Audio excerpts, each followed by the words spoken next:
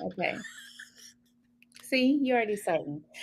Hi, guys, and welcome to Girl Talk 101. I'm your host, Nicole D. Miller, and I have a special guest today, Mrs. Adrienne Joy. Hi, Adrienne. Hey, everybody. Hey, Nicole. Just to give you guys some behind the scenes tea, we are persevering through take 6. But we really wanted you guys to get all of Miss Adrienne Joy and what she has to offer. So here we are. She is actually a very special guest because not only is she an amazing speaker, mom, wife, senior executive businesswoman, but she is the latest client for Indie Miller Publishing. Yay! Share with us your book and what you published, Adrienne. Fantastic. Yep, the book is called Finding Joy Where Grace Meets the Hard Places. And it launched in May of 2026. And we've been going strong ever since. Has it been May? Wow, that's Yeah. crazy. And we did have a tight deadline. I'm just remembering how tight that was. I'm gonna keep it 100. That was like the closest deadline I think I've ever met. I wasn't worried because to date I've always met the deadline. Like that's just the grace of my life. But it was close.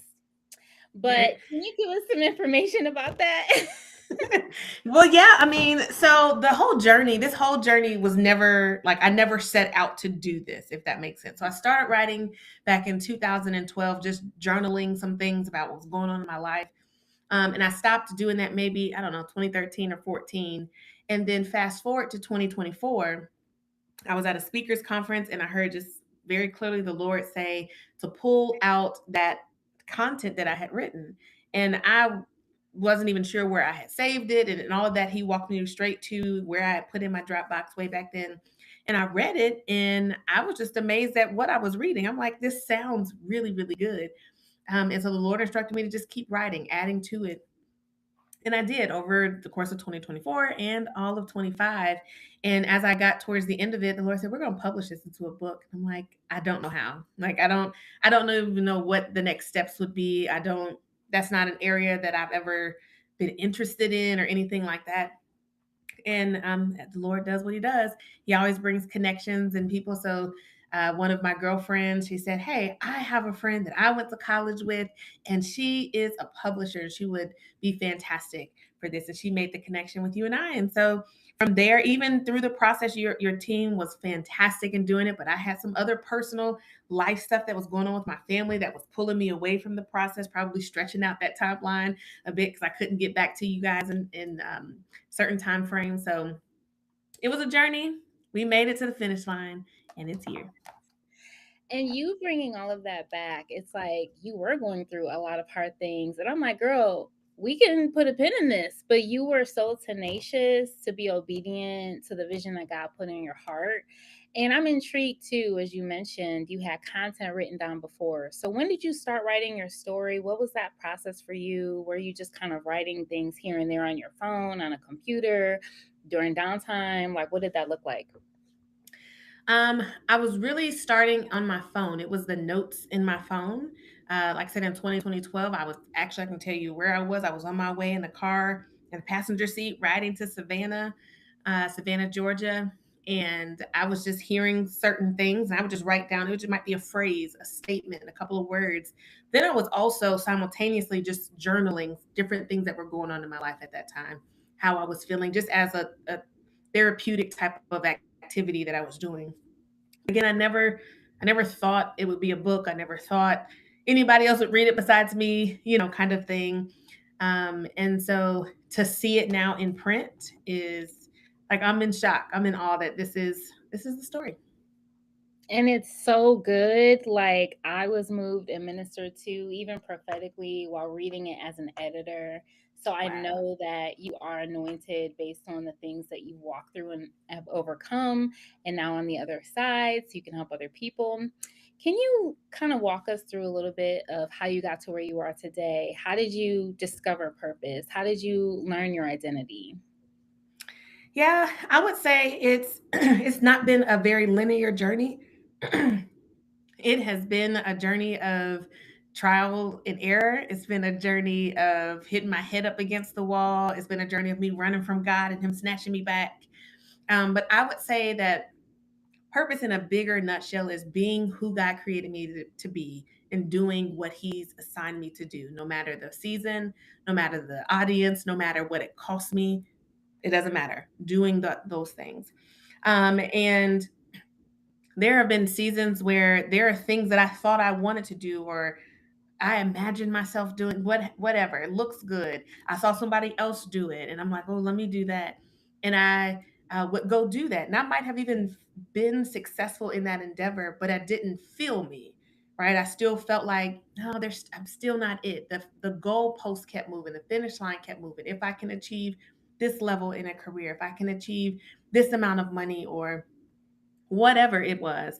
But when I achieved those things, I still didn't feel full. So I ascribe purpose to that feeling of fullness of like, I know I am exactly where I'm supposed to be, doing what I'm supposed to be. So even in our connection, I knew it was like, oh, this is what I'm supposed to be doing. I had been looking for like, I'm Googling how to publish a book, find me publishers near me, right? Like I'm doing all these things, and none of those things felt solid and secure and sure. But when I connected with you and we had our initial consultation, I'm like, there it is, right? Yeah. So I think the Holy Spirit certainly just allows you to feel that level of peace, right? Hmm. In regards to what you're doing or who you're doing it with or what have you. I love that you talk about how purpose helps you feel full and fulfilled. And when you talk about peace, I'm reminded of something I just learned recently. I heard someone share, the enemy can give signs, but he can't give peace. And so Mm. you can find counterfeits of things and think this may be God because it's a sign, but does it give you peace? Oh yes. And even you sharing how you and I connected, and I shared this before, like I was going through a really difficult season of a lot of hardships. And so you being brought to me, as well as my other author, it was so refreshing. It was God giving me my reward. I knew that you guys were in alignment, that you were kingdom powerhouse leaders, and that we were going to be in purpose together. And I resonate too with feeling like you've never felt this way before. Like that's how I felt with writing. My background's in business and accounting, and I've done a lot of things, and I've been in purpose in a lot of things. But like writing was a side of me that had been unleashed that I didn't know existed. Do you feel like you resonate with that? Was that a side that you were like surprised by? For sure. I think writing, there's several pieces on the creativity side that's like I'm not that type brain. I'm more of your said business, let's get it done type of personality. But that, and then ministry in general. I've grown up in church my whole life, and I've been in ministry my whole life, but I don't think I thought that it would consume me. It is consuming me now. I never thought that I would go back to school to pursue a degree in theology. I never thought that that would be something that I would even be interested in. Quite frankly, I wasn't interested in it. Right. But I felt God pulling me in that direction. And at a time in my life where I stopped resisting God, it was more, it kept me with more energy to not resist than just to go just to go in the direction He was pulling me. And so that's how I've gotten down the pathway in several different areas of my life where it was better for me to follow Him, even though I was unsure at the start of it. It didn't make sense. I couldn't connect the dots. I didn't see the end state. I didn't see, I didn't know, but I just knew He gave me just enough light for the next step that I needed to make. And if I kept following that, then I've now been able to reach back in certain seasons, certain areas of my life. I can look back and say, okay, it does make sense. It was good for me to be afflicted. Do you know the scripture reference for that passage? Yes, yes. It is Psalms 119. We say King David, who said it was good for me to be afflicted. But I mean, that scripture resonates, right? I think hindsight is 2020. My granny used to say, just keep on living, just keep on living. And as a kid, I'm like, what? You don't know what you're talking about. But she would just say, keep on living. And as I've kept on living, I understand more and more and more what she was referencing, where you can look back. And while you would have never signed up for some of those seasons, you would have never volunteered to be divorced, to be fired, to be rejected, to be betrayed. You would never sign up for that. But when I look back, because it did happen, now I can say, no, that was good for me. I needed that. It shaped me. It shaped my character. It made me be this way or act this way or have more compassion in this space. Whatever it is, there was a reason for it. Powerful, and I'm still hit by that scripture. It was good for me to be afflicted. I want to dive a little deeper into your experience of healing. So, you went through these really hard battles. What were some tools that you used that aided you in healing? Certainly, therapy. I am definitely a therapy plus Jesus type of chick. If you need a therapist, go get one. It's no shame in your game, for sure. To kind of be able to be vulnerable in a space and take up all the space. Right. Sometimes people we bleed all over social media. We bleed all over other people who can't really provide the support that you need, where you can have a safe space. And with a therapist, you can bleed out if you like, right? And they're equipped, they're trained to help you kind of navigate those conversations, those feelings, those emotions. So certainly therapy. I read several books in that space. There's one by Dr. Nita Phillips called The Garden Within. That certainly blessed me, helping me to understand my own emotions and how I can process through some of those things. But also music. Pastor Travis Green, during the time when I was going through a divorce, his album called Intentional single-handedly walked me through that season.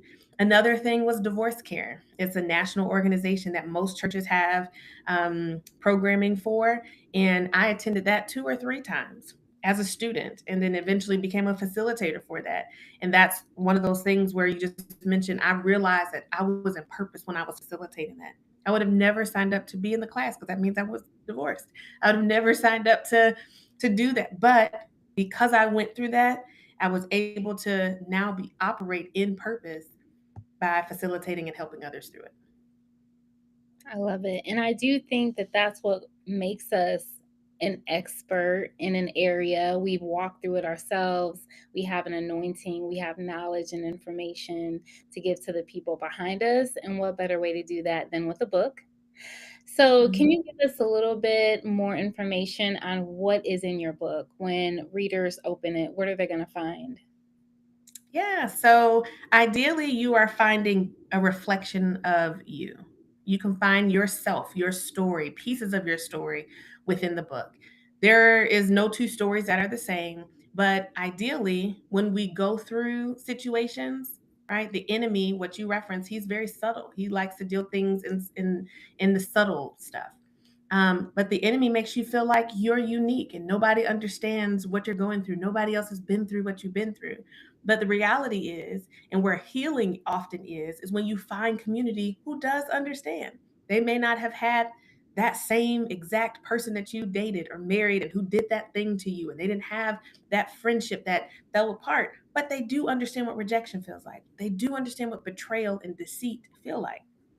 And so ideally, you are able to find yourself, pieces of yourself within the book. Every chapter really focuses on a specific emotion, a specific feeling that we all feel and will continue to feel as we continue to live and keep on living.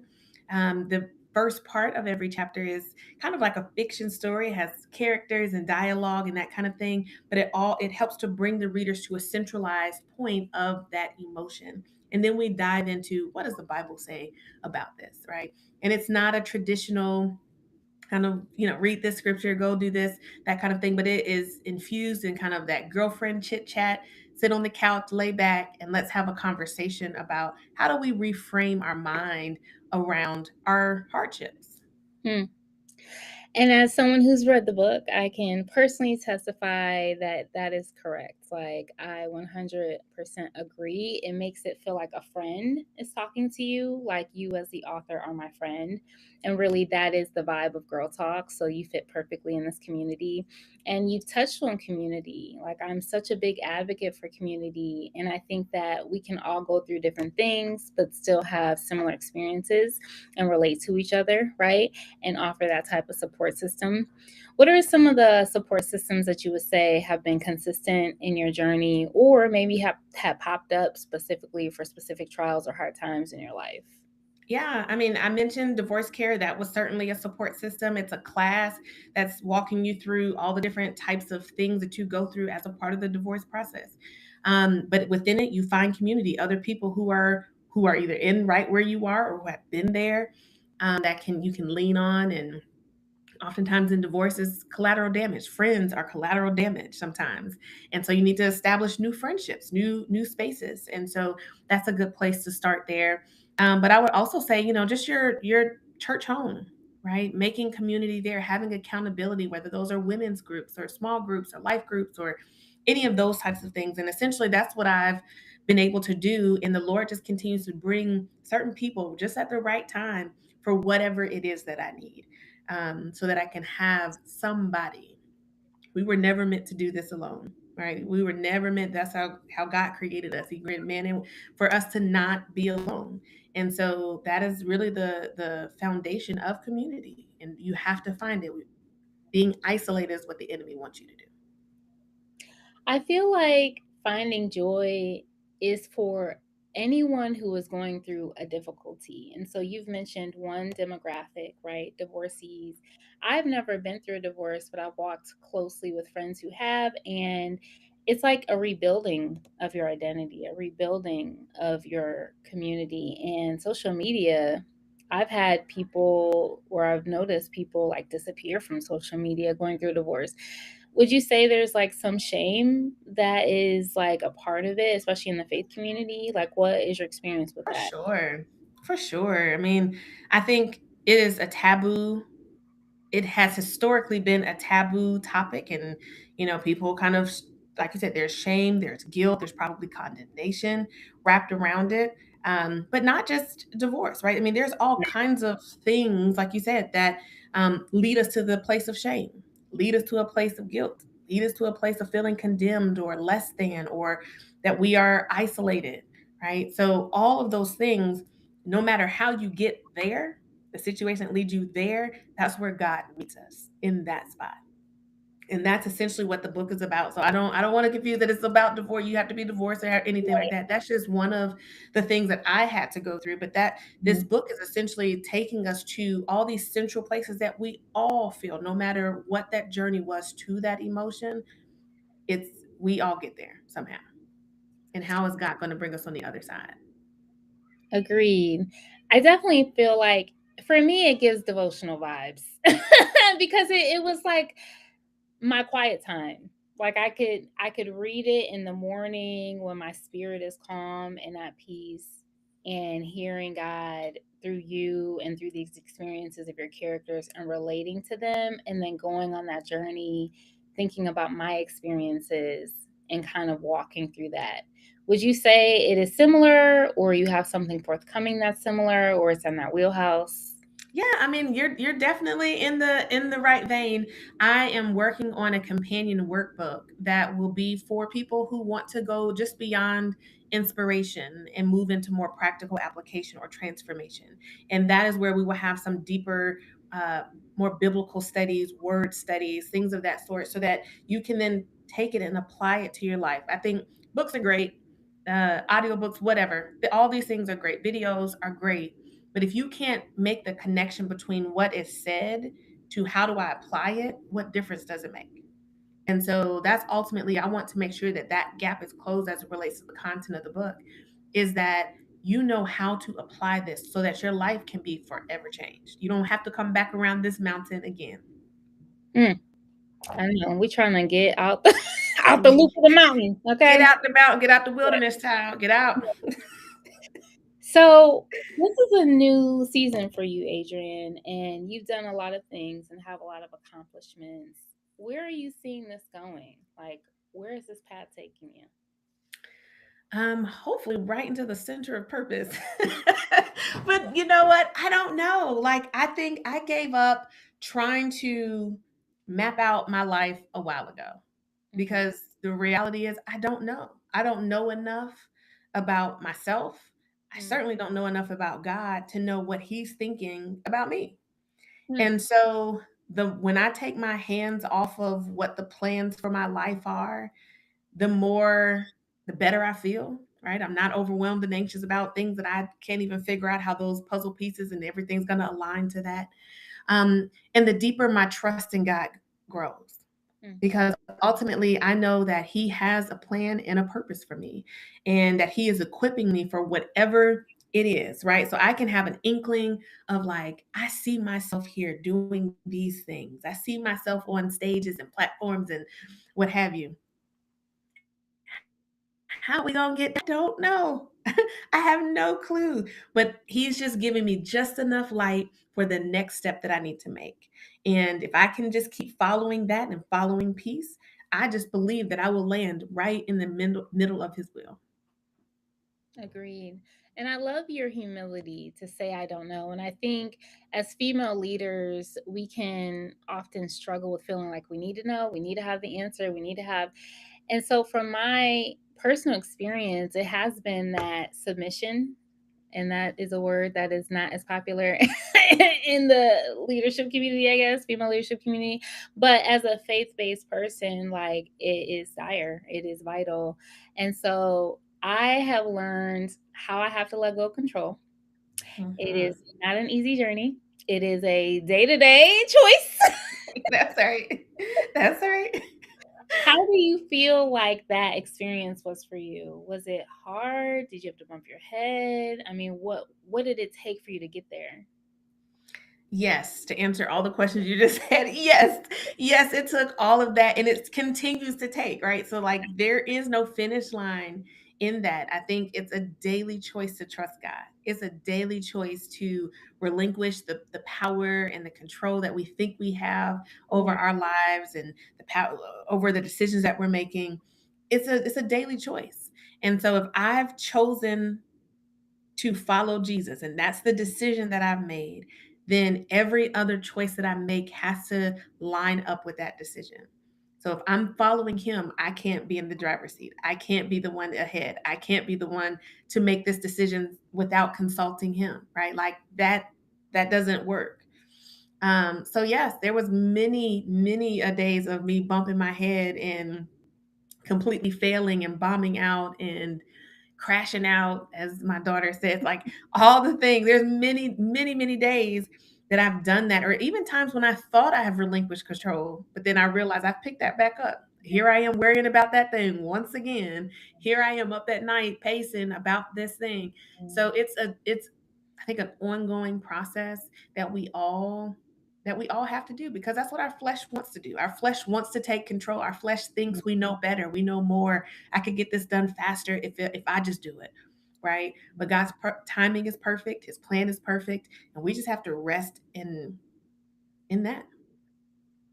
And you definitely touched on something that hit me was like, we think we have control, but we Right. really don't We don't. because he's the master. Correct. So it's like delusion. It's like, Correct. okay, this delusion is making me feel like I have control, but I really don't. So it's deception. So, so I love that. I need to keep reminding myself of that. Like, you're not in control. You just think you are, and that's That's right. deception. So, in your book, there are so many different topics that resonate with anyone going through difficulty. You have betrayal, you have rejection, you have shame, you have guilt. Are there any like keys that you can give someone who is dealing with any number of those things? Like if they're in the darkest of the valley of the Yeah. shadow of death, and Yeah. I'm sure had your own personal experiences like that, what would you want them to know or to receive from what you've been able to tap into to make it? I would say, don't walk away from God. A lot of times, the hardships, it makes you feel like you want to. It makes you feel like, well, God, I trusted you before, and this is where I'm at. So why do it again? Are you really real? Are you for me? I feel like you for everybody else. I see everybody else winning. Comparison will rob you completely of all joy and all hope. Um, but if you can just find a thread, just a little bit of hope to hold on to God and allow Him into that space with you, then I believe that you will be transformed. You'll be able to start to see little by little that light shining through all that darkness. It may not be just an overnight thing. I know we want to say weeping may endure for night, but joy will be in the morning. We're like, literally, it's 12:01. It's morning. Where is that light? So it may not be that, right? But it will come. It does absolutely come. And surrounding yourself with other people who have made it to the other side of hardships can help to remind you when you can't remember that you did too before. Because that's the reality. We did make it over something before. But when you're in that space, you can't remember that. You can't, it's not the same for some reason, right? But having other people around you to hold you accountable, to encourage you, to whisper to you that you will make it. Hey, I made it. You can make it, just one day at a time. We don't have to figure it out all today. It doesn't have to be solved all today. Those kind of things. And just hold on. Do not walk away from God. I love that you reminded us that joy comes in the morning and that we've made it over other things, right? That goes back to our mental health and our mindset to bounce back. And I know that another topic you touched on is church hurt and now being called Mhm. back into a space of ministry.